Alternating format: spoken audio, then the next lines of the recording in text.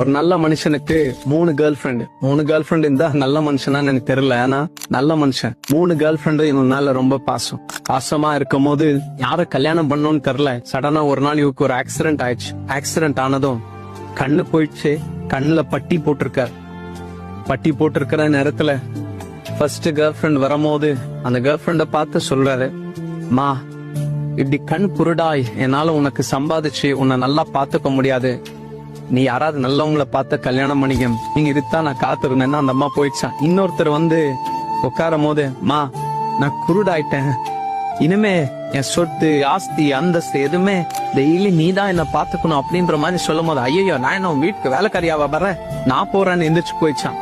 லாஸ்டா கடைசியில ஒரு அம்மா வரும்போது அந்த பொண்ணை பார்த்து இதே வார்த்தையை சொல்லும் போது அந்த பொண்ணு சொல்லிச்சான், ஐயா என்னங்க உங்களுக்கு கண்டு போனா என்ன, நான் உங்களுக்கு கண்ணா இருப்பேன். இதால எந்திரிக்க முடியாட்டா என்ன, நான் உங்க தோள் நாள் கைய போடுவேன்.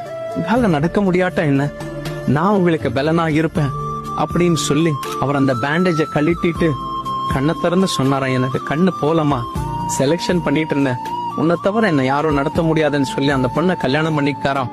நான் உங்களை பார்த்து இப்படி சொல்லி நான் முடிச்சிடறேன்னு. ஆண்டவரை தவிர யாரும் அவருடைய அன்பை காமிக்கவே முடியாது.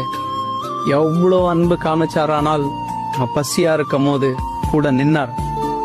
நான் அனாதையா நிக்கும் போது, கடன்காரனா நிக்கும் போது, பழிகள் மேல பழிகளை வாங்கும் போது கூட நின்றா. உடஞ்ச பில்டிங் மாதிரி இங்க நின்னுட்டு இருக்கிற நேரத்துல அவன் என் கூட நின்றா.